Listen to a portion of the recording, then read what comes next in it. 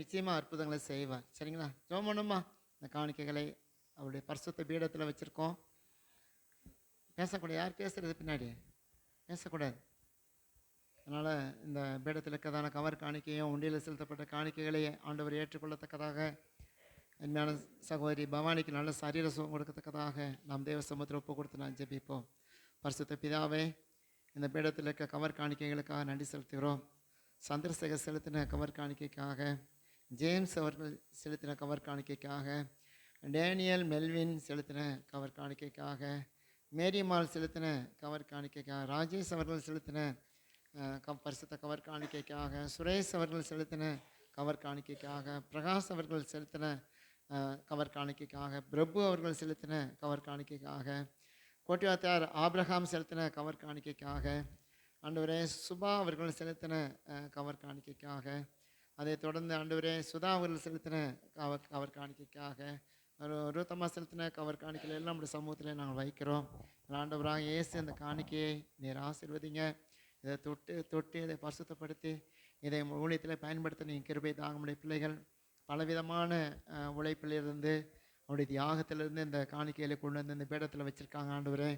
ஆண்டவரே இது விலையேற பெற்ற ஒரு காணிக்கையாக்கி இதை ஆசீர்வதித்து சபைக்கும் ஊழியத்துக்கும் நீ தந்தரல வேணுமா ஜெபிக்கிறோம். கொடுத்து நம்முடைய பிள்ளைகளுடைய வாழ்க்கையில் அவருடைய வாழ்வாதாரத்தில் குடும்ப வாழ்க்கையில் ஒரு பெரிய ஆசீர்வாதத்தை நீ தந்தரல வேணுமா ஜெபிக்கிறோம். தேவனுக்காக தேவ சமூகத்துக்காக ஊழியத்துக்காக கொடுக்கறதுனாலே அவருடைய வாழ்க்கையிலே பெரிய ஆசீர்வாதத்தை கண்டு இன்னும் உண்மை தாங்க, ஊழியத்தை தாங்க, உண்மை நேசிக்க, சபையை நேசிக்க நீ கிருபை தாங்க. இந்த காணிக்கையிலெல்லாம் உம்முடைய பரிசுத்த கரத்தில் கொடுத்து இந்த ஊழியத்துக்கு நான் பயன்படுத்த நீ கிருபை தாங்க. வீணாவாகவோ விருதாவாகவோ இதை நாங்கள் செலவு பண்ணாதபடிக்கு பயத்தோடு நடுக்கத்தோடு செலவு பண்ண நீ கிருபை தாங்க. அதுபோல் உண்டியில் செலுத்தப்பட்ட காணிக்கைகளுக்காக ஸ்தோத்திரம். போன வாரம் முழுதும் உங்களுடைய பிள்ளைகளுடைய வீட்டில் தங்கியிருந்து அந்த வீண் செலவுகள் வராதபடிக்கு, சமாதான குறைவுகள் வராதபடிக்கு, சந்தோஷ குறைவுகள் வராதபடிக்கு நீர் கூட இருந்து நம்முடைய பிள்ளைகளை நடத்தினீரே உங்களுக்கு நன்றிப்பா. தகப்பனே, எப்பொழுதும் கூட உண்டியல் காணிக்கை நீங்கள் தொட்டு இதை ஆசீர்வதித்து கொடுங்க. நீங்கள் அந்த ஏழை விதவை போடும்போது பக்கத்துலேருந்து கவனிச்சிங்களே, அதுபோல் இன்றைக்கி எத்தனை பேர் கஷ்டத்துலேருந்து கூட இந்த ஊழியத்தில் இந்த உண்டியல் பெட்டியில் காணிக்க போட்டுருக்கலாம். ஆண்டவரே, நீங்கள் அதை தொட்டு நீங்கள் ஆசீர்வதித்து கொடுங்க கர்த்தாவே. தகப்பனே, இந்த காணிக்கையிலே நாங்கள் ஆண்டவர் ஊழியத்தில் பயன்படுத்தும் போது நம்முடைய பிள்ளைகள் கொடுக்கறதுனாலே அவருடைய கரங்கள் இன்னும் ஆண்டவரே அவருடைய கரங்களிலும் ஆசீர்வாதத்தை தந்து, சரீரத்தில் சுகத்தை தந்து, குடும்பத்தில் வாழ்க்கையில் சமாதானத்தை கொடுத்து நிம்மதியாக இருக்க நீ கிருபை தாங்கப்பா.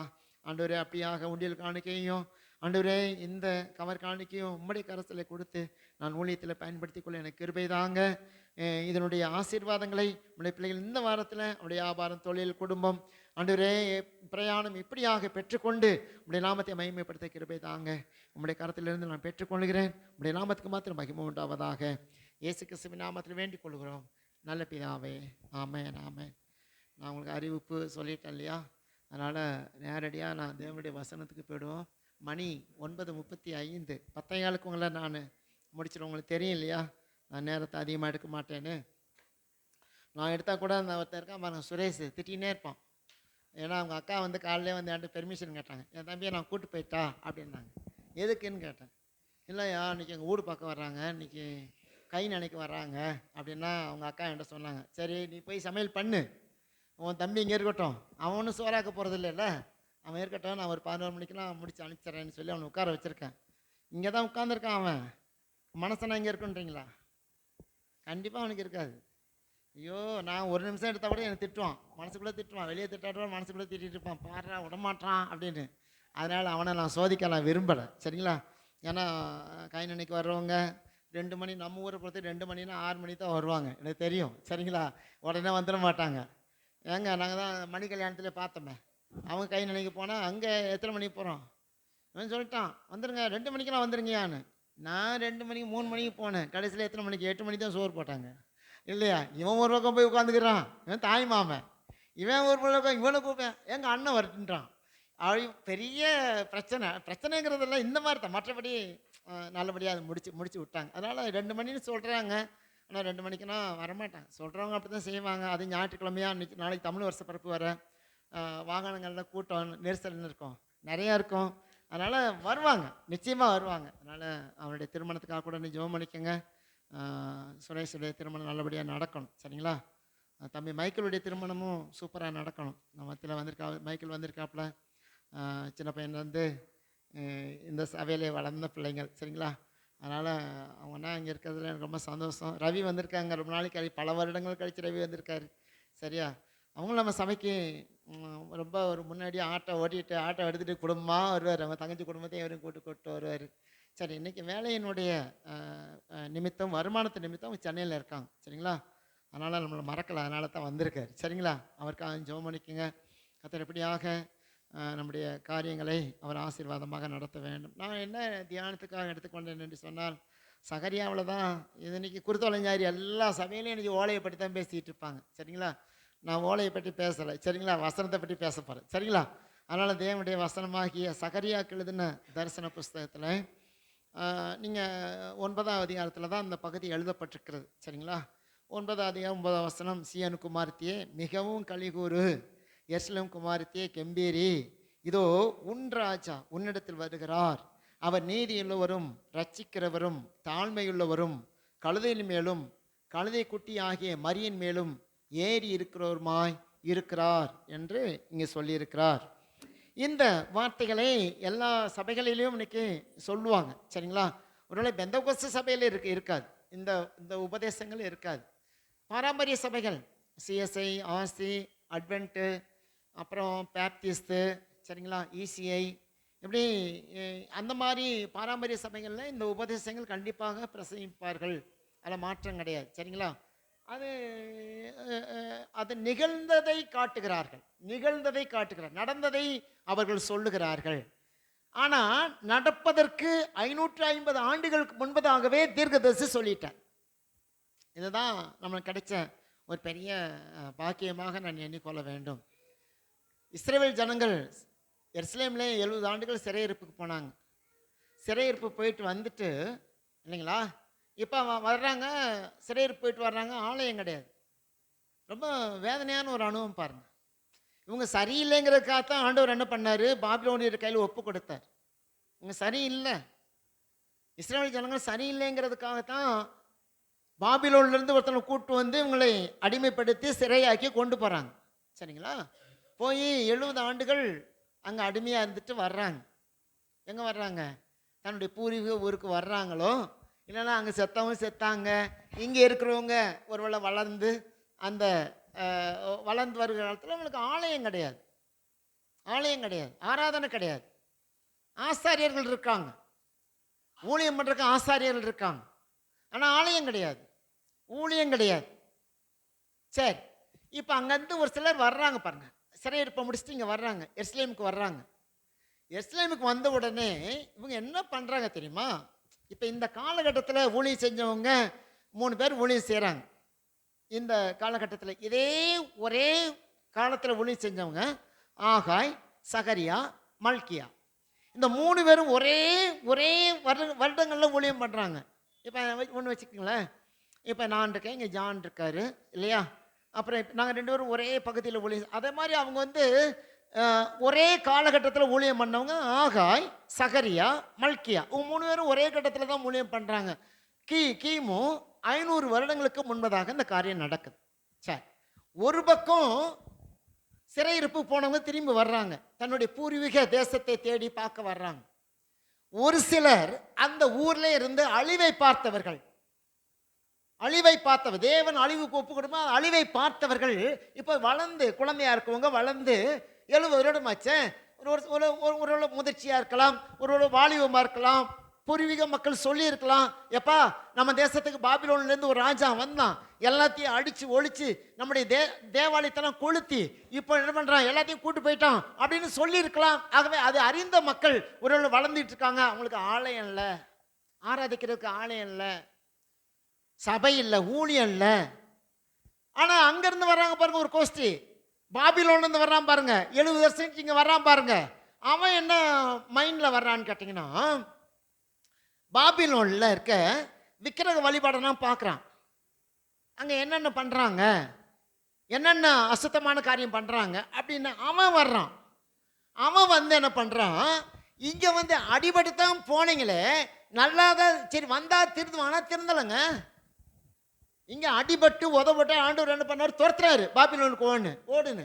அங்கே ஓடி போய் 70 வருஷம் கஷ்டப்பட்டு அங்கே மறுபடியும் ஆண்டவர் ஒரு மீட்பை கொடுக்குறாரு. என் பிள்ளை மாறிட்டான் அப்படின்னு வந்து அங்கேருந்து இங்கே வந்தா இவன் என்ன பண்ணுறான்?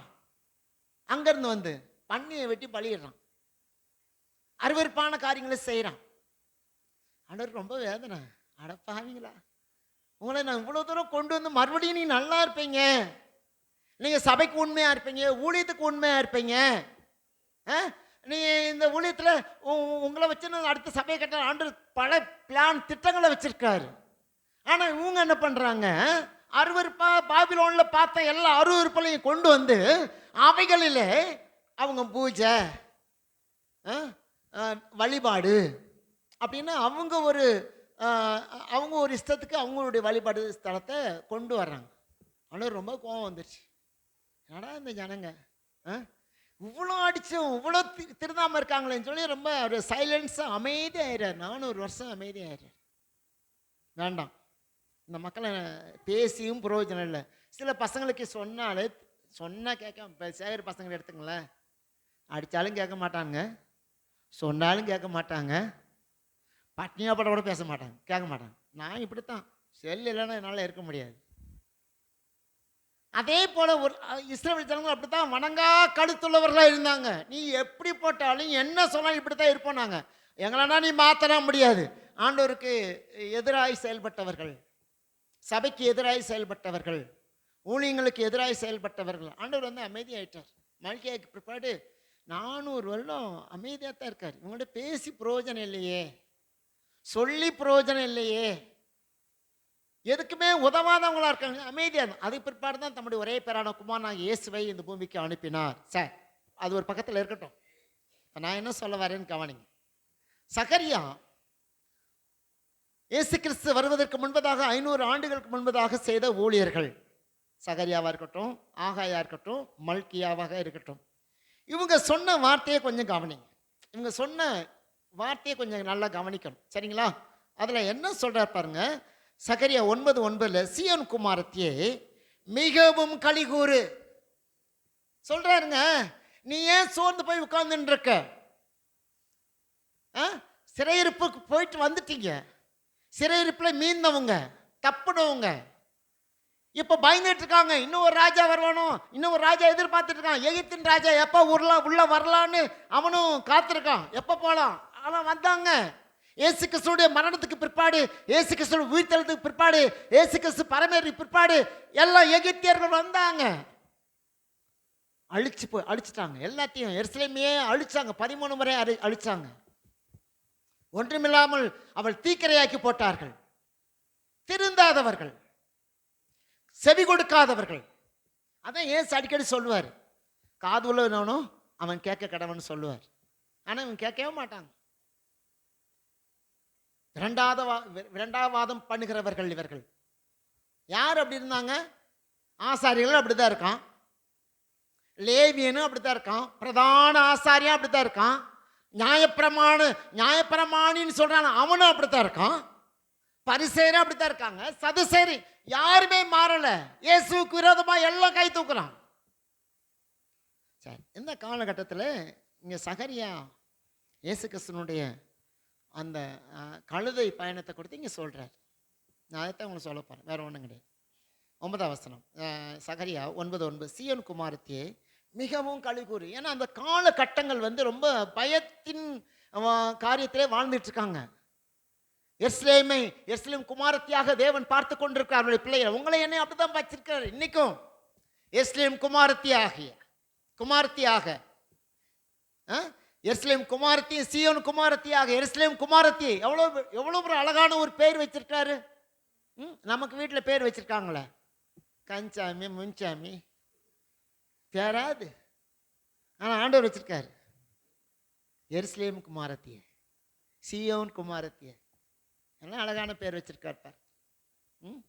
அப்படி அவர் சொல்றாரு. அப்ப அங்கிருந்த மக்கள் மகிழ்ச்சி இல்லாமல், பயந்து, துவண்டு, நாளைக்கு என்ன நடக்குமோ, எந்த ராஜா எந்த நாட்டிலேருந்து யுத்தம் நடக்குமோ, எந்த நாட்டிலேருந்து படை வருமோ, எந்த நாட்டிலேருந்து அழிவு வருமோ அப்படின்னு பயத்திலே வாழ்ந்து கொண்டிருந்தார்கள் எருசலேம் மக்கள். சிறையிருப்பில் வந்தவங்களும் இங்கே சிறையிருப்பில் மீண்டவங்களும் இப்போ பயத்தில் அங்கே எருசலேமில் இருக்காங்க. ஆனால் அந்த காலகட்டத்தில் இந்த 3 ஊழியக்காரனும் ஊழியம் பண்ணுறாங்க. ஒரு பக்கம் ஆகாய் செய்கிறாரு, ஒரு பக்கம் சகரியா செய்கிறாரு, ஒரு பக்கம் மல்கியா செய்கிறாரு. ஆனால் தேவனுடைய தீர்க்கதரிசிகளை தேவன் உருவாக்கி வச்சிருந்தார். ஆனால் அவருடைய வார்த்தைக்கு அவர்கள் செவி கொடுக்கவே இல்லை. தேவன் தீர்க்கதரிசியை கொண்டு பேசிக்கொண்டே இருக்கிறார். ஆனால் தேவ ஜனங்கள் தேவனுடைய தீர்க்கதரிசியுடைய வார்த்தையை புறக்கணித்தார்கள். ஏன்னா அவங்களுக்கு இருந்த பிரச்சனை நிறையா. நான் ஒத்துக்கிறேன். நல்ல கவனி, அவங்களுக்கு இருந்த பிரச்சனை கொஞ்சம் நெஞ்சம் கிடையாதுங்க, கொஞ்சம் நெஞ்சம் கிடையாது. ஏன்னா தேவன் எல்லா பக்கத்துலையும் போட்டு நெருக்கிறார், அவங்கள எல்லாம் போட்டு பக்கத்துலேயும் போட்டு கசக்கிறார் அவரை. அப்போ அவங்க என்ன பண்ணலாம், தப்பிக்கிறதுக்கு என்ன பண்ணுறாங்க, அந்நியரை நாடுறாங்க, அந்நிய தெய்வத்தினுடைய வழிபாட்டுக்கு போகிறாங்க அவங்க. அப்போ இந்த ஒரு காலகட்டத்தில் அவங்க பயந்துகிட்டு இருக்காங்க.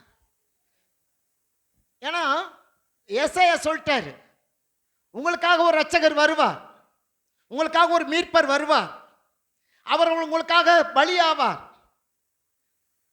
ஏசாயா ரொம்ப அழகா தெளிவா சொல்லிட்டார். சங்கீதத்தில் தேவன் சொல்லி எழுதி வைத்திருக்கிறார். அதெல்லாம் ஒரு பக்கம் இருந்தாலும் இவங்க காத்திருப்புங்கிறது ரொம்ப கஷ்டம் தானே. அவர் எப்போ வருவார், அவர் வந்தா கூட அவங்க ஏற்றுக்கொள்ள மனப்பக்குவம் இருந்துச்சா யூதர்களுக்கு? அவரோ சொந்தமானதிலே வந்தார், சொந்தமானவர்களோ அவர் என்ன பண்ணல, ஏற்றுக்கொள்ளல. அப்படிப்பட்ட ஒரு கடினமான மனம் படைத்தவர்கள் தான் யூதர்கள். யோசித்து பாருங்க. இப்போ இப்படிப்பட்ட ஒரு மத்தியில் இந்த 3 ஊழியர்களும் மாறி மாறி ஊழியம் செய்கிறாங்க. ஆனால் நல்லா கவனிங்க, இந்த பகுதியில் நீங்கள் வாசித்து பாருங்கள், வீட்டில் போய் இந்த 3 புத்தகத்தை வாசித்து பாருங்கள். தேவன் தீர்க்கதரிசியோடு மட்டும்தான் பேசுகிறார், ஜனங்களோடு பேசலை. தீர்க்கதரிசியோடு தெளிவாக பேசுகிறாருங்க, ஆனால் ஜனங்களோடு பேச மாட்டார். தீர்க்கதரிசியில் போய் சொல்கிறாங்க, ஜனங்கள் கேட்க மாட்டாங்க. இவர் பெரிய ஊழியர், இவர் ஒரு பெரிய பாஸ்டர், இவர் பண்ண சொன்ன கேட்கணுமா, நான் என்ன இவர் யோகியமா? இதுதாங்க நடக்குது. 3 தீர்க்கதரிசிட்ட ஆண்டவர் பேசிக்கிட்டே இருக்காரு, சொல்லிக்கிட்டே இருக்காரு. ஆனால் இவர்கள், ஆனால் தேவன் மக்களோடு இப்போ இன்னைக்கு வர்றேன், இன்னைக்கு இயேசு உங்களோட பேசுகிறாருங்க. இன்னைக்கு ஊழியக்காரனோட பேச நிறுத்திட்டாரு. பழைய ஏற்பாட்டு காலத்தில் தீர்க்கதரிசியோட தான் பேசிட்டு இருந்தார். இன்னைக்கு இருக்க ஊழியக்காரங்களோட ஆண்டவர் பேசுகிறதே கிடையாது. டைரக்டாக அவங்களோட பேசுகிறார், முகமுகமாக பேசுகிறார், தரிசனத்தில் பேசுகிறார், சொப்பனத்தில் பேசுகிறார், வார்த்தையில் பேசுகிறார். இன்னைக்கு ஊழியக்காரங்களை நம்பி பார்த்து அவர் வெறுத்து போயிட்டார். அன்னைக்கு பழைய ஏற்பாட்டில் ஜனங்களை பார்த்து தேவன் வெறுத்து போய் ஊழியக்காரன்ட்டு பேசினார். ஆனால் புதிய ஏற்பாட்டில் இன்னைக்கு ஊழியக்காரங்களை பார்த்து வெறுத்து இன்னைக்கு மக்களோட பேச ஆரம்பிச்சிட்டார். அதனால் இன்னைக்கு உங்களுக்கு தடை இல்லையா, தடை அதெல்லாம் உங்களுக்கு யாரும் கிடையாது. யாரும் உங்களை இயேசுவோடு பேசுறதுக்கு யாரும் தடுக்க முடியாது. எந்த பாஸ்தும் தடுக்க முடியாது, எந்த பாஸ்தும் உங்களை சபிக்க முடியாது. நிறைய பேர் பயப்படுறாங்க, பாஸ்து சபிச்சிடுவார்.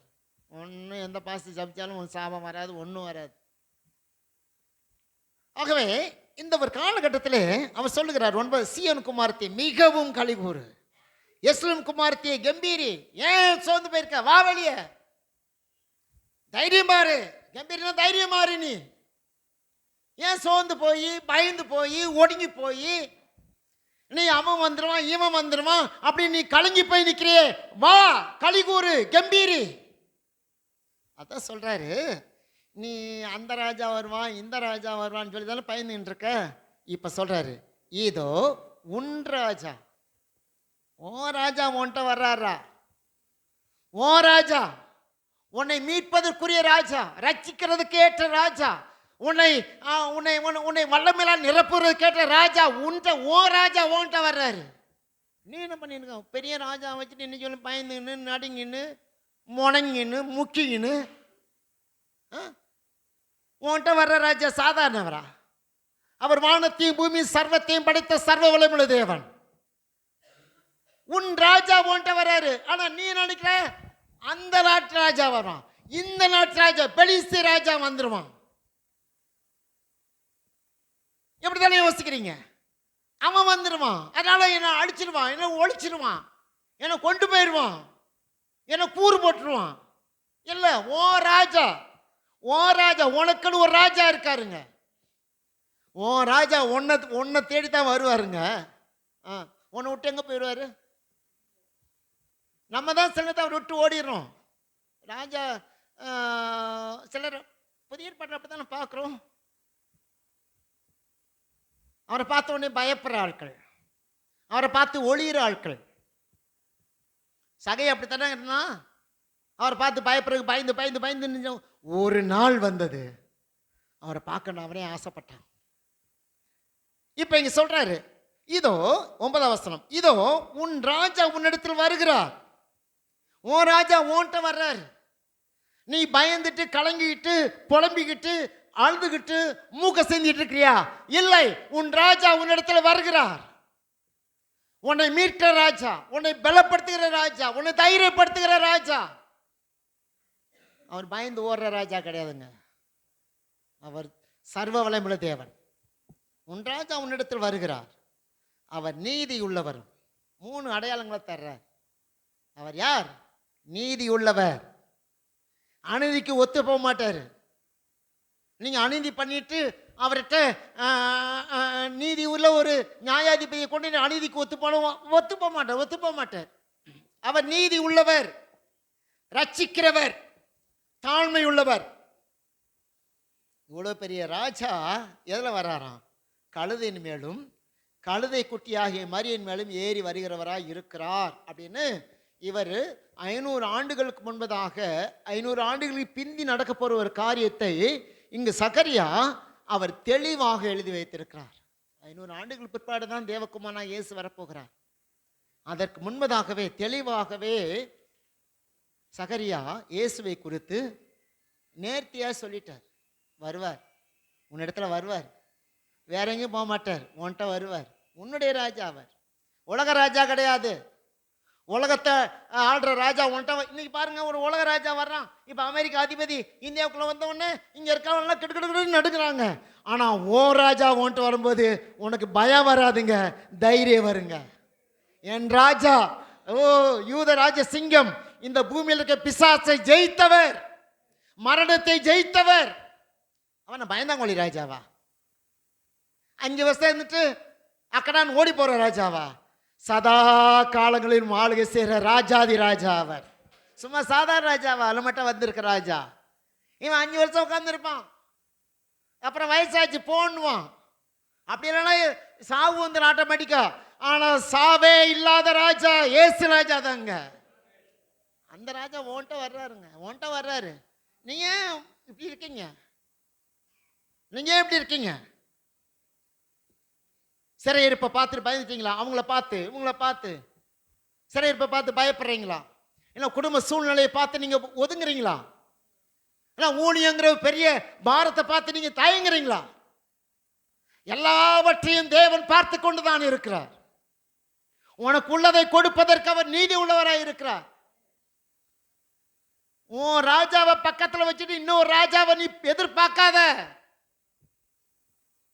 சர்வ வல்லமையுள்ள ராஜா உன் பக்கத்தில் இருந்து ஆளுகை செய்ய விரும்புகிறார், உன்னை நடத்த விரும்புகிறார், உன்னை பாதுகாக்க விரும்புகிறார். நீ பயந்துங்கன்னு நடுங்கன்னு ஒழிஞ்சுங்கன்னு யார் மேலேயோ கோவத்தை காட்டிக்கிட்டு, உனக்கு இருக்க பயத்தினால யார் மேலே கோவத்தை காட்டிக்கிட்டு இருக்கீங்க? உன்னிடத்தில் வருகிறவர். இப்போ இந்த 3 வார்த்தையை தான் நான் மையமாக எதுவுமே நான் பேசுறதுக்கு நேரம் இருக்காது, சரிங்களா? அதை நான் விளக்கிட்டு மட்டும் நான் சொல்லிட்டு போயிடுறேன். நல்லா கவனி. சரி, இதோ உன் ராஜா உன்னிடத்தில் வருகிறார். அவர் நீதி உள்ளவரும். அவர் யாரு? நீதி உள்ளவர். 2வது ரட்சிக்கிறவரும். 3வது தாழ்மை உள்ளவரும். இந்த 3 அடிப்படையில் தீர்க்கதரிசி ஆகிய சகரியா சொல்றார். உன்கிட்ட வர்ற ராஜாட்ட இருக்க குணம் என்ன? 1 நீதி தான் அவருக்கு பிடிக்கும். 2வது ரட்சிக்கிறதா அவருடைய நோக்கம். இந்த பூமிக்கு எதுக்கு வர்றாரு? என்ன மாதிரி வந்து பிறந்து ஆளாகி 3 பொண்டாட்டி 4 பொண்டாட்டி கட்டிக்கிட்டு பணத்தை மூட்டை மூட்டையாக கட்டிக்கின்னு சின்ன வீடு பெரிய வீடு அந்த வீடு இந்த வீடு 5 ஆம்பளையாம் 10 ஆம்பளையான கூட வச்சுக்கின்னு குப்பை கொட்டுறதுக்கா வர்றாரு? அவருக்கு ஒரே ஒரு நோக்கம், அவர் எதிர்பார்க்கிறது மணவாட்டியாகிய உங்களையும் என்னை எதிர்பார்த்து கொண்டிருக்கிறார். சபையாகிய மணவாட்டியை ஆதாயப்படுத்துவதற்காக அவர் ஆயத்தமா இருக்கிறார். உன் ராஜாவுக்கு என்ன மாதிரி அல்ப புத்தியெல்லாம் கிடையாது. எனக்கு அல்ப புத்தி. ஆனா நான் ஆராதிக்கிற ராஜா அவர் சர்வ வல்லமையுள்ள தேவன். மணவாட்டியாகிய சபையை ஆயத்தப்படுத்தி அவரோடு கூட சேர்த்துக் கொள்வதற்காக அவர் என்ன பார்த்து வர்றாருங்க. சபைக்குள்ள ஏன் வர்றாரு? இந்த சபையை பரிசுத்தப்படுத்தி தம்மோடு கூட சேர்த்துக் கொள்வதற்காக மணவாளாகிய கிறிஸ்து மணவாட்டியை பார்க்க வர்றார். நீ மணவாட்டி எங்க உட்கார்ந்துருக்குது? மணவாட்டி எங்க உட்கார்ந்துருக்கு? சந்துக்குள்ளேயும் பொந்துக்குள்ளேயும். காய்ச்சல கேட்டா காய்ச்சல. மணவாட்டி எங்க இருக்க வேண்டிய? சபையில. நான் சொன்னேன், சபைங்கிறது மணவாட்டியை அலங்கரிக்கிறது தான் சபையை தேவன் வைத்திருக்கிறார். சபையை வச்சிருக்காரு. சபையை சும்மா வந்துட்டு அப்படியே ஜாலியா ஒரு தூக்கம் போட்டு போறதுக்காக சபையை வச்சிருக்காரு. மணவாட்டியை அலங்கரிப்பதற்காக, மணவாட்டியை அழகுபடுத்துவதற்காக. பிஸ்னஸ்க்காக சபையாங்க. நீ நிறைய சபைகள் பிஸ்னஸ், வியாபாரம். எவ்வளவு கிடைக்கும்? எவ்வளவு கிடைக்கும்? எனக்குன்னா உண்மையிலே ஊழியன்னு ஒன்று இல்லைன்னு தான் நான் சில நேரத்தில் ரொம்ப வருத்தப்படுறேன். நம்ம சபையில் ஒரு சிலரை பார்த்து ஏன் இப்படி இருக்காங்க அவங்க. எனக்கெல்லாம் உண்மையிலே ஊழியன்னு ஒன்று இல்லைன்னா வியாபாரத்தில் நான் எவ்வளோ முன்னேறி போனவன் தான். ஆனால் இன்றைக்கி அதில் நான் கண்டிப்பாக நான் யோசிக்கிறது தப்பு இல்லையா?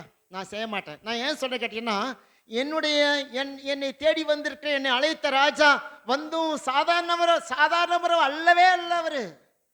நான் குடும்பத்தில் நடத்த பயப்படுறேன். நான் வியாபாரம் பண்ண பயப்படுறேன். வேலை செய்யறதுக்கு பயப்படுறேன்.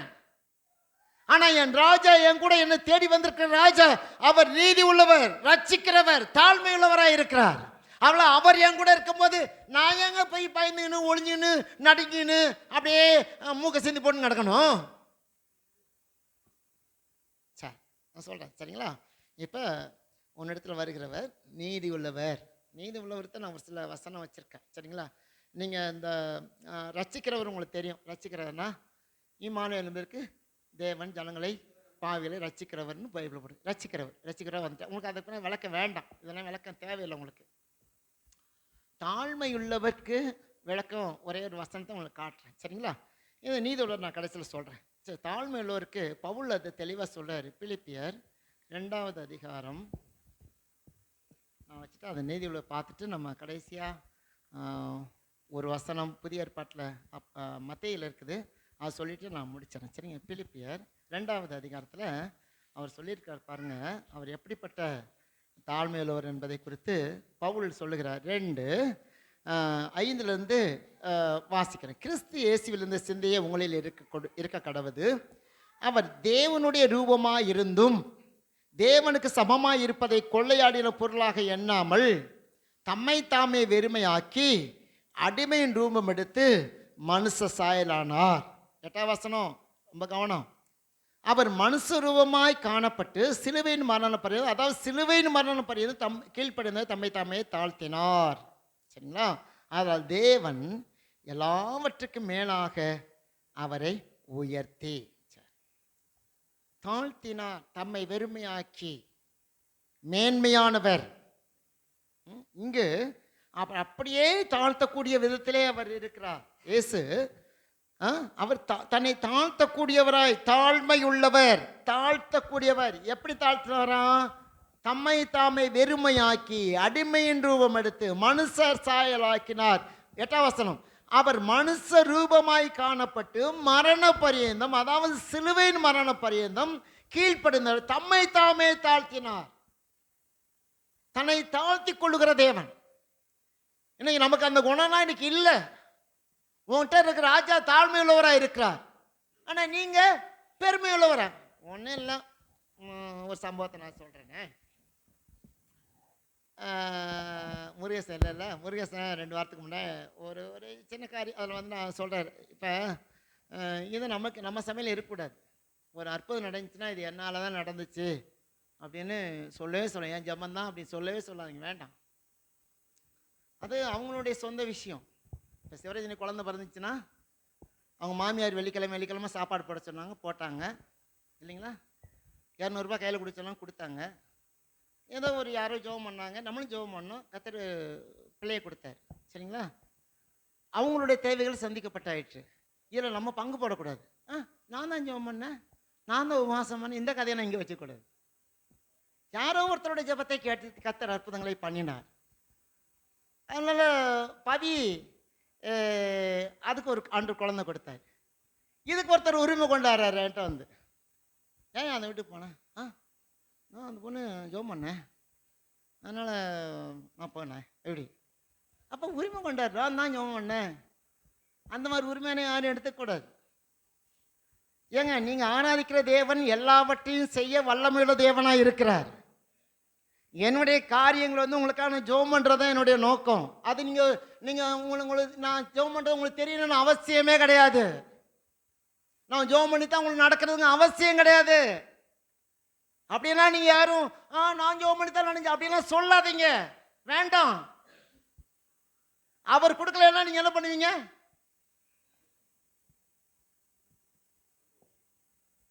டிரைவர் ஜெபத்தை வேணா ஆண்டு கேட்கட்டும், வாரி கொடுக்கட்டும், நம்மளும் வாங்கிக்குவோம் கொசுரா. நம்ம அதுக்கு போட்டியெல்லாம் போடக்கூடாது. ஆனால் பிரியமானவர்களே, நான் என்ன சொல்கிறேன், இங்கே ஆண்டவர் என்ன சொல்கிறாரு, அவர் என்ன தன்னை தாழ்த்தி கொள்ள எவ்வளோ பெரிய நன்மைகள் செஞ்சாலும் ஏசு கொண்டு சொல்லியிருக்காரா, இந்த பாரு நான் தான் செஞ்சேன்னு சொல்லியிருக்காரா, என்னால் தான் வந்துச்சு சொல்லியிருக்காரா? நம்ம ஆட்கள் இருக்காங்களே அப்பா, என்ன டமாரா அடிக்கிறாங்க, சந்து பொந்து ஊர் உலகம் சாட்சி சொல்லப்பதே கர்த்தர் நான் ஜெபம் பண்ணேன், அடிச்சு கட்டாசனா இருப்பார், விட்டு கடாசனா இருப்பார். நான் ஜெபம் பண்ண உனக்கு வந்திருக்குமா, நீ வீடு கட்டியிருப்பியா?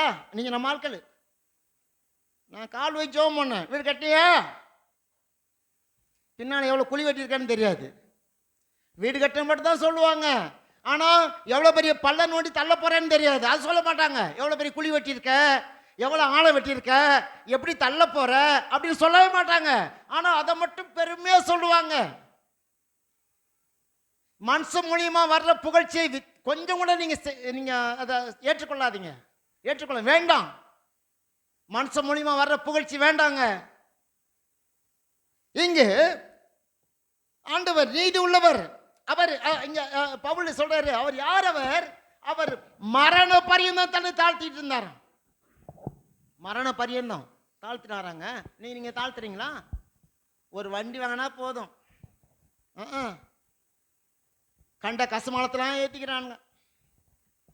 ஒரு வண்டி வந்தா, அது பைக்காக இருக்கட்டும் காராக இருக்கட்டும், சாக்கடை லொக்காலிட்டி சீல் ஊத்துறது எல்லாத்தையும் ஏற்றின்னு சுற்றுறாங்க. என் காருக்கு பெயிண்டனா வேண்டாம், அந்த நாத்தமே போதும். அதுவும் இப்போ இருக்க பைக்கெனா ரொம்ப ஜோராக வந்துருச்சு இல்லையா? அது ஒரு கெத்தான். நான் வேலு மச்சான் ஒருத்தன் வாங்கினான், வாங்கி என்ன பண்ணான், அவங்க அப்பனுக்காக தெரிய வேணாம், 1.5 லட்சம் 2 லட்ச ரூபா வாங்கி கொடுத்து கடைசியில் என்ன பண்ணான், தள்ளி விட்டு இப்போ வண்டி வச்சுருக்கானா? வச்சுருக்கான், ஆனால் ஓட்டுறதில்லை. எப்பயாவது ஒரு ஓட்டுவானா. இப்போ ஏதாவது ஒன்று பிக்கப் பண்ணிட்டு இருப்பான், வந்தவனு ஓட்டி தள்ளிப்பான், ரோடாக காட்டுவான் பாரு, என் வண்டியில் உட்காரு, உனக்கு ரோடை காட்டுறேன், பீச்சை காட்டுறேன், கோட்டையை காட்டுறேன், கோட்டையை கொண்டு போயிடுவான். பிரியமானவர்களே, இங்கு அவர் தாழ்மை உள்ளவராக இருந்தார். எவ்வளோ நன்மை செய்கிறாரு. மழை காலத்தில் மழையை தர்றாரு, வெயில் காலத்தில் வெயிலை தர்றாரு, உங்கள் செடியில் பூக்கிறதுக்கு பூவை தர்றாரு, கனியை தர்றாரு, மலரை தர்றாரு, வாசனையை தர்றாரு, எல்லாம் கொடுத்து நான் ஒரு நாளாக நான் செஞ்சேன்னு சொல்கிறாரா? ஆனால் நம்மளால் ஒரு நாள் ஜெபம் பண்ணி வீடு கூட்டிங்க வச்சுக்கோங்க, அது நடந்துச்சு வச்சுக்கோங்க, சொல்லுவான் பாரு, என்ன சொல்லுவான், நான் வந்து ஜெபம் பண்ணலன்னா நீ என்ன இருப்ப, நீங்கள் அவ்வளோதான். ஆமாம், நான் ஆய ஊற்றுனேன். பிரியமான இதெல்லாம் இந்த மாதிரி இதுக்கெல்லாம் நீங்கள் கொஞ்சம் கூட இது பண்ணாதீங்க, சரியா? நமக்கு வேண்டாம். உங்களுடைய ஊக்கமான ஜெபம் பரலோக தேவன் பார்த்து கொண்டு இருக்கிறார். ஆனால் நீங்கள் இதனால பெருமைப்படாதீங்க, இதுக்கு நீங்கள் தாழ்மைப்படணும். ஒவ்வொருத்தவரும் உங்களை குறித்து சொல்லும் போது, ஒவ்வொருத்தவரும் உங்களை உயர்த்தும் போது நீங்கள் தாழ்மைப்படணும். எப்படி? அதாவது மரண பரியந்தம் நீங்கள் உங்களை தாழ்த்திக்கணும். அது இல்லாமல் நீங்கள் பெருமையா அப்படின்னு சொல்லி காலரை தூக்கி விட்டு வச்சுக்கோங்க, அதுக்கு பிறகு நீங்கள் தேரவே மாட்டீங்க. மாணவர்களே, இங்கு ஆண்டவர், இதை நான் சொல்கிறேன், இந்த இவர் சொன்ன சகரியா சொன்னதுக்கு அவர் தாழ்மை உள்ளவர் என்பதற்கு அவர் மரண பரியந்த தாழ்மை உள்ளவராக இருந்தார். மரண பரியந்த தாழ்மை உள்ளவராக இருந்தார். அவருடைய தீர்க்கதரிசனம் நிறைவேறிச்சா? நிறைவேறிச்சு. ரட்சகர் என்பது நிறைவேறிச்சா? நிறைவேறிச்சு. சரிங்களா? இப்போ நீதியுள்ளவர் என்கிறது நிறைவேறதை நீங்கள் பாருங்க. இதை பார்த்துட்டு நாம் முடிச்சிடும். புதிய ஏற்பாடில் ஒரு சம்பவத்தை சொல்லிட்டு நான் முடிக்கிறேன். சரிங்களா? இப்போ நீங்கள் பார்த்தீங்கன்னா அப்போஸ்தலர் நடபடிகள் 3வது அதிகாரம், அப்போஸ்தலர் நடபடிகள் 3வது அதிகாரம் 14வது வசனத்தை நீங்கள் பார்த்தீங்கன்னா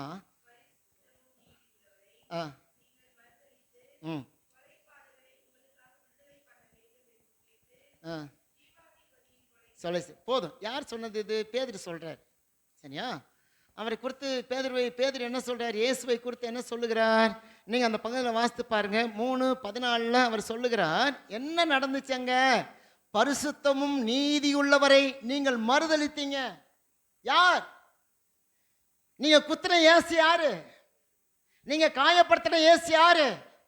சவுக்க உண்டாக்கி அடிச்ச இயேசு யாரு? காரி துப்புனீங்களே அவர் யாரு? சிலுவையில் அறையும் சிலுவை கத்துனீங்களே அவர் யாரு? யார் அவரு?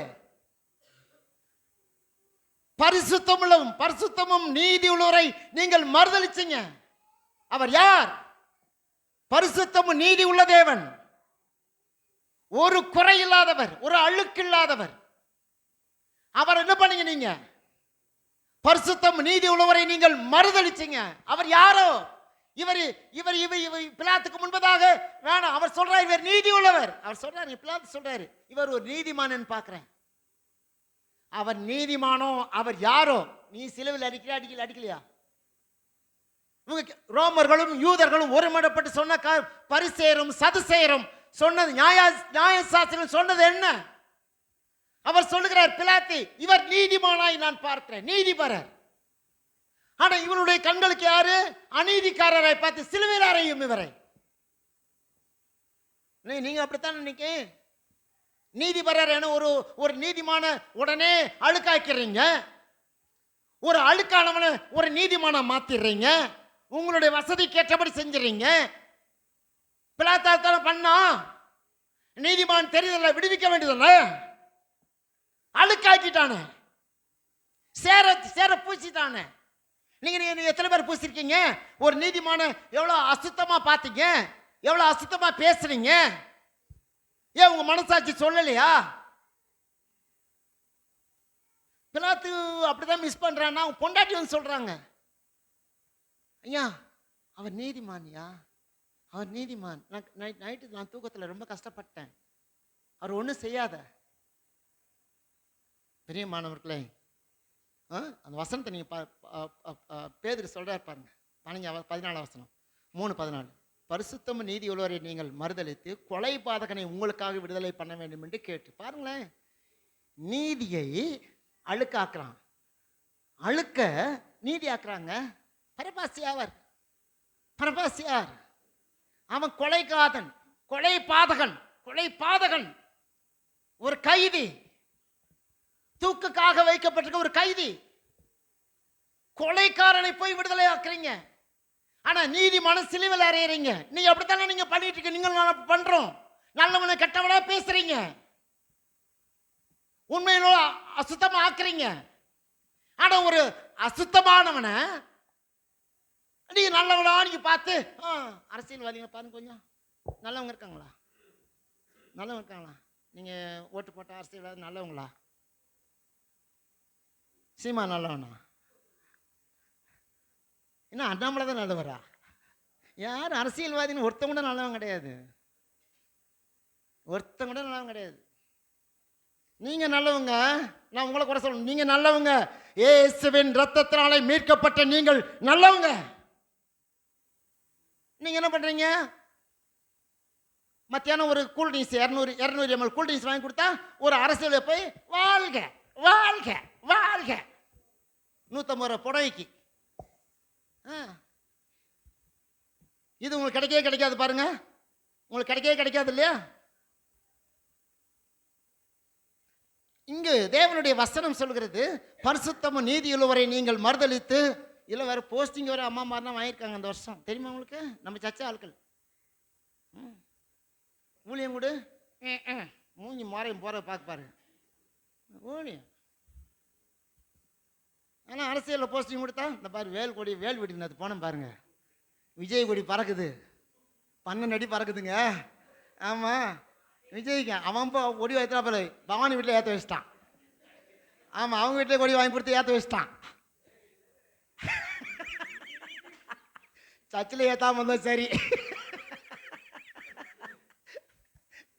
அதனால் நம்ம ஆட்கள் என்ன பண்ணுறாங்க கேட்டிங்கன்னா இப்படிலாம் பண்ணுறாங்க. சரி போட்டோம், சரி இங்கே கவனிங்க முடிப்போம். நேரம் ஆயிடுச்சு மணி 10-12 ஆயிடுச்சு. அப்பா இனிமேல் திட்டிடும், அவன் திட்டுவான், சுரேஷ் திட்டின்னு கிடப்பான். சரி, பரிசுத்தமும் நீதியுள்ளவரை நீங்கள் மறுதலித்து கொலைபாதகனை உங்களுக்காக விடுவிக்க வேண்டும் என்று கேட்டு ஜீவாதிபதியை கொலை செய்தீர்கள். நீங்கள் கொலை செஞ்சிட்டீங்க. நான் இதை நல்லா கவனிங்க. நான் ஒரே ஒரு வழக்கத்தை மட்டும் சொல்கிறேன். நீங்கள் குற்றப்படுத்திட்டீங்க, நீங்கள் குழி நோண்டிட்டீங்க, நீங்கள் குழியில் தள்ளி விட்டீங்க, நீங்கள் நல்லவங்க மாதிரி இருக்கீங்க. ஆனால் வசனம், ஜீவாதிபதியை கொலை செய்தீர்கள், அவரை தேவன் மரித்தோரிலிருந்து எழுப்பினார். இதுதாங்க தேவனுடைய நீதி, ஒரு நாளும் ஏமாற்றவே படாது. அவருடைய நீதி எப்பொழுதும் உயிருள்ளதாக இருக்கிறது.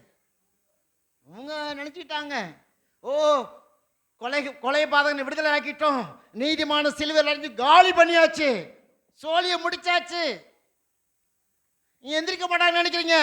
இதை பாருங்க, நீங்க எந்த குழியில தள்ளீங்களோ அந்த குழியில நீங்க விழுவீங்க, ஆனா தள்ளப்பட்டவன் எந்திரிச்சு நிற்பாங்க.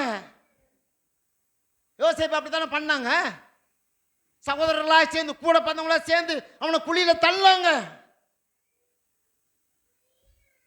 ஆனா தேவன் எங்க வச்சாரு? எகிப்தின் அதிபதியாய் தேவன் மாற்றி வைத்தார். இந்த காலை நேரத்தில் தேவனுடைய பிள்ளையே, நீ ஒருவரை, நீ ஜீவாதிபதியை, ஜீவனுள்ள தேவனை கொலை செய்தார்கள். ஆனால் தேவன் மரித்தோரிலிருந்து அவரை எழுப்பினார். அவரால் முடியும், அவரால் மனுஷனால முடியாது. அமைதியா இருந்துங்க. ஏசு வாய் திறந்தாரா? வாயே திறக்கல. இவ்வளவு குற்றச்சாட்டு ஏதாவது பேசினாரா? பேசவே இல்லை. நீங்கள் அமைதியா இருந்து பாருங்க, கர்த்தர் உங்களுக்காக யுத்தம் பண்ணுவார், நீங்கள் சும்மா இருப்பீர்கள். நான் கடைசி ஒரு வசனத்தை நான் சொல்லிட்டு நான் முடிக்கிறேன், சரிங்களா? நீங்கள் இந்த வசனத்தை மட்டும் கொஞ்சம் பாருங்களேன். இப்போ நான் உங்களுக்கு சொல்லிட்டேன், அவர் நீதி உள்ளவர், ரட்சிக்கிறவர், இல்லையா, தாழ்மை உள்ளவர்னு உங்களுக்கு சொல்லிட்டேன். இப்போ இது எப்படி நிறைவேறுது பாருங்களேன். அதை நிறைவேறு மட்டும் சொல்லிட்டு நான் முடிச்சிடறேன், சரிங்களா? நீங்கள் மத்தேயு எழுதின சுவிசேஷம் 21வது அதிகாரம், மத்தேயு 21வது, அவங்க சொன்ன தீர்க்க தரிசனங்கள் எப்படி நிறைவேறுது பாரு, சரிங்களா? 21வது அதிகாரம் 4லிருந்து 4வது வசனத்தை பற்றி நான் வாசிக்கிறேன், கவனமாக கவனிங்க. இதோ மத்தேயு 21:4, இதோ உன் ராஜா சாந்த குணமுள்ளவராய். இது மட்டும் போதும். இங்கே பாருங்க, அங்க நீ தீர்க்க தரிசனம் என்ன சொல்லுது? தாழ்மை உள்ளவராய். தீர்க்க தரிசனம் என்ன சொல்லுது? தாழ்மை உள்ளவராய், நீதி உள்ளவராய், ரட்சிக்கிறவராய். ஓ ராஜா உன்கிட்ட வருவார்னு சொன்னார். என்கிட்ட வந்த ராஜா எப்படிப்பட்டவர் என்பது மத்தேயு சொல்லுகிறார் 21:4. இதோ உன் ராஜா, உன்கிட்ட வந்த ராஜா, உன்னை பெயர் சொல்லி அழைத்த ராஜா எப்படிப்பட்டவர்? சாந்த குணமுள்ளவராய். இப்ப அங்க நீதி, ரட்சிப்பு, தாழ்மை இதெல்லாம் முடிச்சிட்டார். என்கிட்ட வந்த ராஜா என்கிட்ட எல்லாத்தையும் முடிச்சிட்டார்.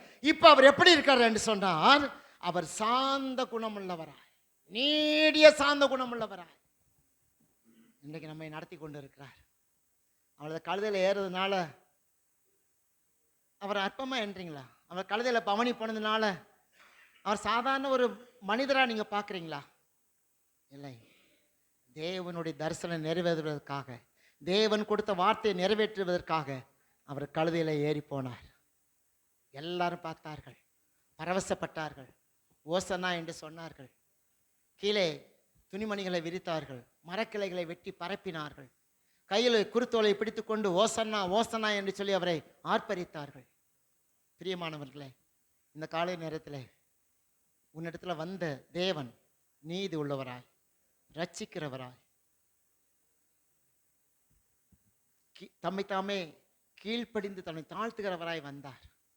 ஆனால் இன்றைக்கு கடுதலை ஏற்றப்படும் போது அவர் எப்படிப்பட்டவராய், உன் ராஜா, பழைய ஏற்பாட்டில் சொல்லப்பட்ட வசனங்கள் அந்த வார்த்தை நிறைவேறி புதிய ஏற்பாட்டில் சொல்லுகிறார், இதோ உன் ராஜா சாந்த குணமுள்ளவராய். இன்னைக்கு உனக்கு மேலே ரொம்ப சாந்த குணமாக இருக்காருங்க. அதனால தான் என்னையும் வாழ வச்சிருக்கார், உங்களையும் வாழ வச்சிருக்கார். நம்ம நல்லவங்களா? நம்ம பொல்லாதவங்க. இன்னைக்கு நம்மளை வாழ வச்சிருக்காருன்னா என்னுடைய ராஜா அவர் சாந்த குணமுள்ளவராக இருக்கிறார். ஆனால் நான் அவர் கையில் இருக்கிறேன். அதனால தான் இன்னைக்கு என்ன ஆசீர்வதிக்கிறேன். உங்களை இன்னைக்கு பேசுறாருங்க, உறவுகள்லாம் பேச மாட்டாங்க, பயப்படுறாங்க. நண்பர்கள் பேச மாட்டாங்க, பயப்படுறாங்க. உன் பழைய காதலியோ புது காதலியோ பேச மாட்டான். நிறைய பேர் பழைய காதலி கூட ரொம்ப நெருக்கமாக இருப்பாங்க. ஐயோ ரொம்ப நாள் ஆச்சு பேச மாட்டேது. புது காதலி வந்தோடனே பழைய காதலி என்ன பண்ணுவாங்க? யாரை கட்டிடுவாங்க. துறை பார்க்குறாரு, நம்ம காதலியே கிடையாது, நான் யார்கிட்ட போய் பேச, போன்ட்டு தான் பேசிகிட்டு இருக்கணும். ஆகவே இன்னைக்கு சிலருக்கு அப்படிப்பட்ட பாரகம்னா இருக்குது. நேற்று வரையும் என்கிட்ட பேசுகிறான், இன்னைக்கு என்கிட்ட பேச மாட்டான்.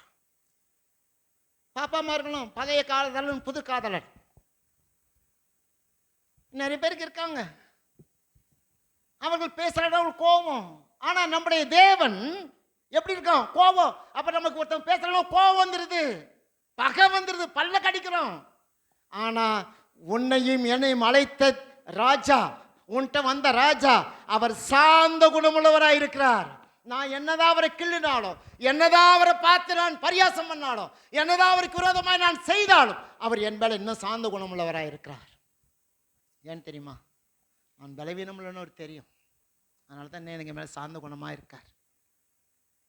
பிரியமானவர்களே, பழைய ஏற்பாட்டில் சகரியா சொன்ன தரிசனம் நிறைவேறி புதிய ஏற்பாட்டில் கழுதையில் ஏறுவதற்கு முன்பதாக என்கிட்ட வந்து இந்த வீதியிலே வரும்போது நம்முடைய ஆண்டவராக இயேசு சார்ந்த குணமுள்ளவராய் வெளிப்பட்டார். தரிசனங்களை நிறைவேற்றி நமக்கு ஒரு புதிய பாதையை தேவன் ஏற்படுத்தி கொடுத்திருக்கிறார். ஆகவே இந்த நாள் கூட என்னுடைய ஆண்டவர் சார்ந்த குணமுள்ளவராய், கழுதுங்கிறது நீங்கள் தான். நல்லா புரிஞ்சுங்க, நல்லா புரிஞ்சுங்க. உங்கள் மேலே தான் ஆண்டவர் ஏற விரும்புகிறார். நீங்களும் நானும் ஒரு கழுதை குட்டி, கழுதை மேலேயும் கழுதை குட்டி மேலேயும் போனார். குட்டி நம்ம பிள்ளைங்க ஏற்றம், சரியா? அதனால் நம்ம மேலே தான் ஆண்டவர் வந்து நமக்குள்ளே தான் இருக்கார். நான் கழுதையாக இருந்தால் என் மேலே இருப்பார், நான் குரங்கா இருந்தானா இருக்க மாட்டார். அவர் கழுதை மேலே தான் ஏற விரும்புகிறார். சில ஆட்கள் குரங்கா இருக்காங்க, குரங்கு மேலே ஏறி என்ன பண்ணுறது? நம்ம கழுதையை போல மாறிட்டோம்னா, அந்த கழுதைங்கிறத அற்பமாக நினச்சிக்காதீங்க. உங்களை கழுதைன்னு திட்டலாம் கோவப்படாதீங்க. நான் கழுதையாக இருந்தால் சாந்த குணமுள்ள இயேசு என் மேலே இருக்கார், என்னை சாந்த குணமாக நடத்துவார். அவன் அப்படிப்பட்ட ஒரு தீர்மானத்தோடு கூட இந்த நாளில் தேவ சமுத்திரம் ஒப்பு கொடுப்போம். கர்த்தர் நம்மை ஆசீர்வதிப்பார். ஜெபம் கண்ண ஜெபம் எல்லா கண்களையும் மூடி ஆண்டோட சமுத்திரம் ஒப்பு கொடுத்து நான் ஜெபிப்போம். தேவன் நல்லவர், அவர் வல்லவர். ஆகவே இந்த கடைசி ஜெபத்தை அருமையான சகோதரர் டேவிட் ராய் ஜெபம் பண்ணி முடிப்போம். இருக்கின்றவர் மீண்டும் எனக்காய் வருகின்றவர்,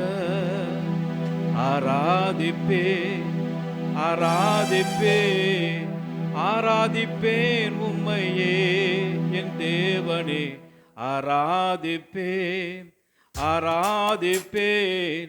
ஆராதிப்பேன் உம்மையே. இருக்கின்றவர் மீண்டும் எனக்காய் வருகின்றவர். ஆண்டவரே, நீர் இருக்கின்றவராய் இருக்கிறீர், மீண்டுமா எங்களுக்கு வரப்போகிறவராய் இருக்கிற மெஸ்ஸியாவா இருக்கிறபடினாலே இந்த நாளில கர்த்தாவே, கழுதையா இருக்கிற எங்க மேல நீ வாசம் செய்ய விரும்புகிறீர். எங்களையும் ஆண்டவரே உம்முடைய பிள்ளைகளா எங்களை மாற்றும்படியா நாங்கள் செபிக்கிறோம். ஆண்டவரே, இந்த உலகத்தை நாங்கள் சேற்றிலும் உலையிலும் கிடந்து எங்களையும் கழுவி நாற்றத்தெல்லாம் தூரமாக்கி பரிசுத்தப்படுத்தி கழுதையாகி எங்களையும் தேடி வந்து எங்க மேல ஏறி நீர் வாசம் செய்ய சித்தமா இருக்கிறபடினால எங்களை தாழ்த்தி வறுமையாக்குற ஆண்டவர் இந்த நாளில செய்தி கொடுத்த தேவதாசனை ஆசீர்வதிக்க முடியாது. இந்த வார்த்தை ஒவ்வொருவருடைய இருதயத்தையும் தொட முடியாது, ஒவ்வொருடைய உள்ளத்தையும் தொட முடியாது, ஒவ்வொருவரையும் பரிசுத்தப்படுத்த முடியாது. நாங்கள் ஜெபிக்கிறோம். இனி காலம் செல்லாது என்று சொல்லி இருக்கிறீங்களா ஆண்டவரே? ஆண்டவரே, நம்முடைய வருகை மிகவும் சமீபமா இருக்கிறபடினாலே நாங்கள் ஒவ்வொருவரும் ஆண்டவரே உமக்கு பிரியமான பிள்ளைகளை எங்களை மாற்ற வேண்டுமா நாங்கள் ஜெபிக்கிறோம். அப்பா பிதா என்று கூப்பிடுகிற புத்திர சுவிகாரமுள்ள பிள்ளைகளை எங்களை ஒவ்வொருவரையும் மாற்றுவீராக ஆண்டவர் சோத்திருக்கிறோம். இந்த நாளில் இந்த ஜெபத்தில் கலந்து கொண்டு ஒவ்வொரு குடும்பத்தை கர்த்தர் தாமே ஆசீர்வதிப்பீராக, ஒவ்வொரு குடும்பத்தையும் பலப்படுத்துவீராக, பாதுகாப்பீராக. ஐயா, இப்படி பிள்ளைகளுடைய எல்லா ஜெபங்களுக்கு, வேண்டுதலுக்கு, விண்ணப்பத்துக்கு பதில் தர வேண்டுமா நாங்கள் ஜெபிக்கிறோம். ஆரம்பத்திலிருந்து முடிவு பொருந்த பிரச்சனைகளோடு கூட இருந்ததுக்காக நன்றி செலுத்துகிறோம். காத்துக்குள்ள வழிநடத்தும் பெரிய காரியங்கள் செய்யும் இயேசுவின் நாமத்தில் ஜெபிக்கிறோம் நல்ல பிதாவே. நம்முடைய ஆண்டவராகிய இயேசு கிறிஸ்துவின் கிருபையும் பிதாவாகிய தேவனுடைய அன்பும் பரிசுத்த ஆவியானுடைய ஐக்கியம் சமாதானமும் காவலும் ஆசீர்வாதமும் கூடி வந்திருக்கிற நம்மளோடு சகல பரிசுத்தவான்களோடு எப்பொழுதும் நிலைத்திருந்து காப்பதாக. ஆமென். என் ஆத்துமாவே கர்த்தரை ஸ்தோத்திரி, என் முழுவதுமே பரிசுத்த நாமத்தை ஸ்தோத்திரி. என் ஆத்துமாவே கர்த்தரை ஸ்தோத்திரி, அவர் செய்த சகல உபகாரங்களையும் மறவாதே. ஆமென். அல்லேலூயா, அல்லேலூயா, அல்லேலூயா. ஆண்டவர் உங்களை ஆசீர்வதிக்கட்டும். ஒருவர் வாழ்த்திக் கொள்ளுங்கள். வாழ்த்திட்டு சாப்பாட்டு போங்க. ஒருவர் வாழ்த்திட்டு ரவி நன்றி. அதனால் தயவுசெய்து நீங்கள் வாழ்த்திட்டு நான் பார்த்தேன். அவங்க போட்டு மற்றவங்க சாப்பிட போட்டு நான் பார்த்துக்கிறேன்.